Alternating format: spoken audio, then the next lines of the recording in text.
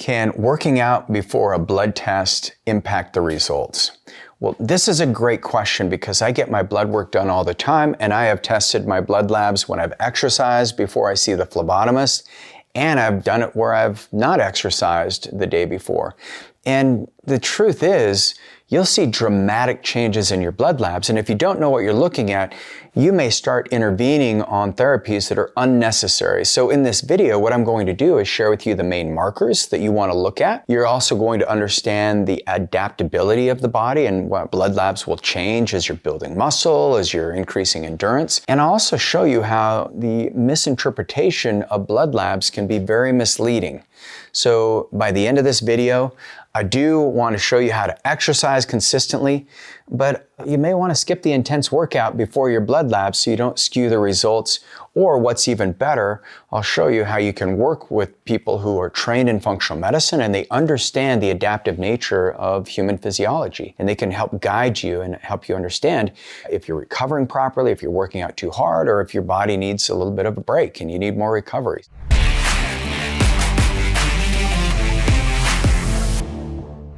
I'm Regan Archibald.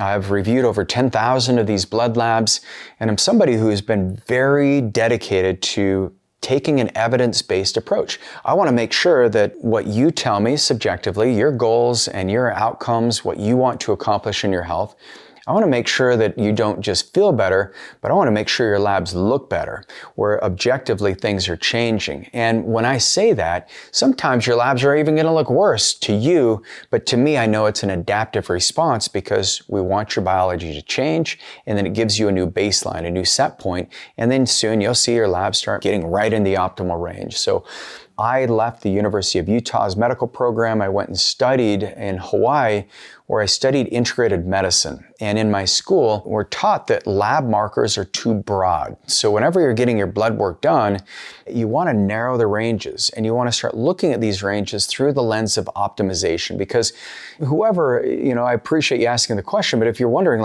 if working out before a blood lab will impact the results, it will absolutely impact the results.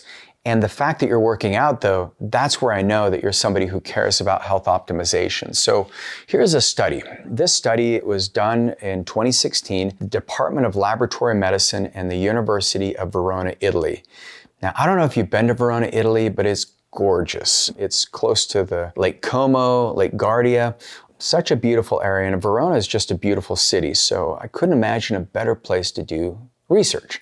So this study, what it was about, the study examined how a single session of moderate to intense exercise impacted a wide panel of biomarkers in healthy individuals. And so this is what you want to focus on when it comes to your blood labs. If you have exercised the day before, it doesn't mean that the day of, it doesn't mean that the blood labs aren't meaningful. It's actually very meaningful. So what they concluded after analyzing hundreds of labs of these healthy individuals, there were significant elevations observed in AST, ALT, CK, LDH, boon, and creatinine, even in healthy individuals after exercise.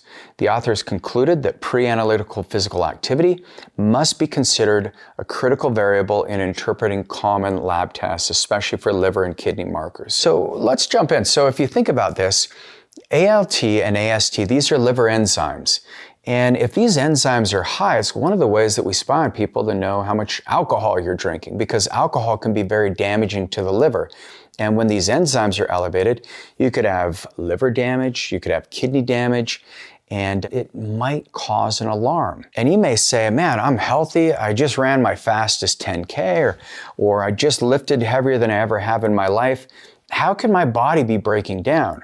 Well, don't worry, because these enzymes can also be elevated due to muscle breakdown. Because think about what happens when we exercise. If you look at the mechanism of action, your muscle fibers are breaking down. You're literally tearing muscle fibers. And those proteins have to be released, and they have to get excreted through your urine and through your bowels.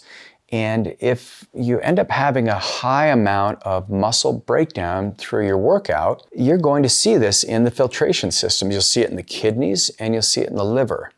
That's because it takes 24 to 48 hours, sometimes 72 hours if you've done a really heavy workout. And so when you're looking at these labs, The ALT and AST, just because they're spiked, they can be spiked if you have hepatitis infection.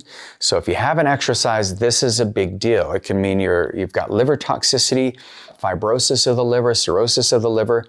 But if you have been exercising, you can take a deep breath because you probably don't have liver failure or kidney failure. But you'll find that these enzymes are found in your skeletal muscles. So that post-workout, you'll see it in the blood. It will mimic patterns seen in liver pathology.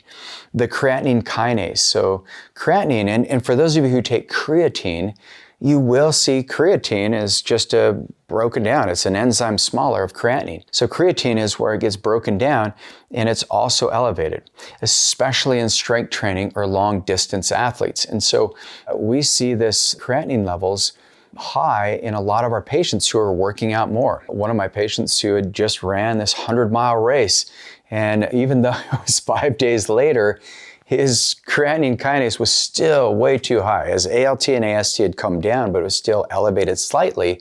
And then his blood urea nitrogen was elevated. But that's because he ran 100 miles. I mean, he's crazy. My son this weekend, he's running a 50-mile race, and it's going to be a fun one. He starts in Kaysville, Utah, and he runs all the way to North Salt Lake.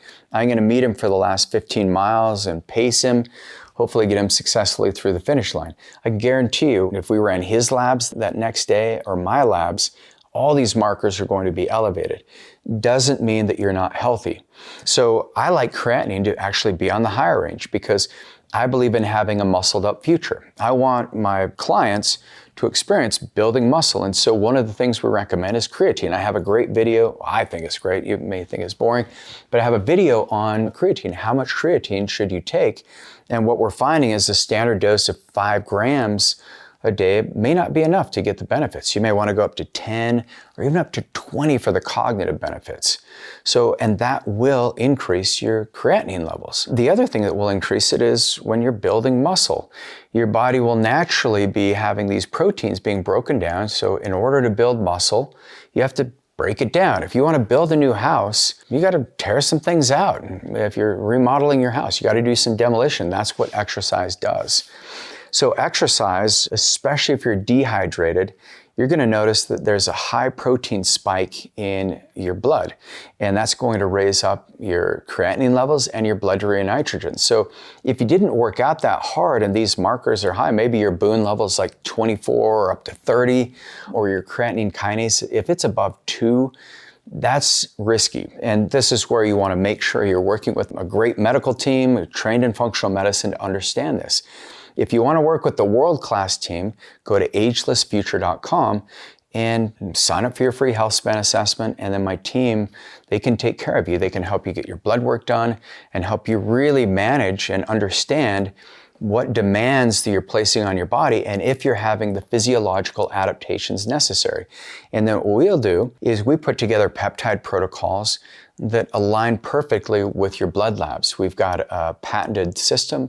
It's called the peptide bypass pathway, and we've understood how to stack peptides and cycle them sequentially. So remember, your creatinine levels, those are going to be elevated due to increased muscle breakdown, not necessarily because you've got some acute renal pathology.